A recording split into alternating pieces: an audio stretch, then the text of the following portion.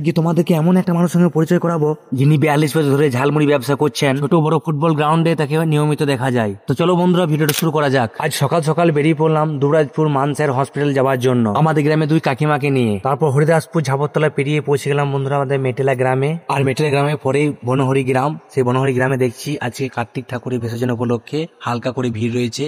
তো বন্ধুরা তারপরে একটা ফ্যাক্টরি বটে। তো এইটা কিসের ফ্যাক্টরি বটে আমি জানি না, তোমরা যদি জানো তারা কমেন্টে জানাবে। তারপরে সেই পেট্রোল পাম্পে কোনো তেল নাকি কিছুই থাকে না, শুধু ঠাটক দাঁড়িয়ে আছে। আর পেট্রোল পাম্পে পরেই পন্ডিতপুর গ্রাম পেরিয়ে রঞ্জন বাজার পরে স্টেশন ইত্যাদি ইত্যাদি। তোমাদেরকে বেশি বন্ধুরা বলতে গেলে ভিডিওটা অনেক বড় হয়ে যাবে, তাহলে ঝালমুড়ি কাকুর সঙ্গে তোমাদের দেখানোই হবে না।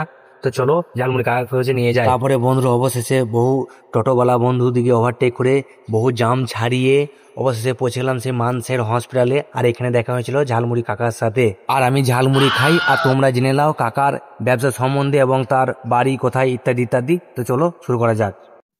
বন্ধুরা ইনি হচ্ছেন আমাদের দুবরাজপুরে মানসার হসপিটালের কাছে ঝালমুড়ি ব্যবসা করেন।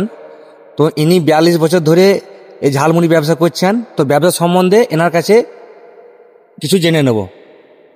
আমি 42 বছর থেকে ব্যবসা করছি ঝালমুড়ি। এই বাসে মানসারা হসপিটালে সকাল 8টা থেকে বেরাই, 8টা থেকে রাত 8টা 9টা 10টা হয়ে যায় বাড়ি আসতে।